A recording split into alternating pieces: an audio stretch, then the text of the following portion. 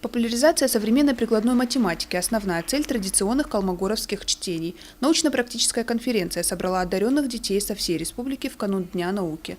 Впервые в этом году для участников открылась секция «Робототехника». Кроме того, из федерального центра пригласили специалистов, которые проводят семинары и мастер-классы для учителей. Эти курсы предназначены для подготовки преподавателей, чтобы дальше вести занятия детям. За неделю, чуть меньше, мы освоили годовой и двухгодовой курс обучения образовательной робототехнике.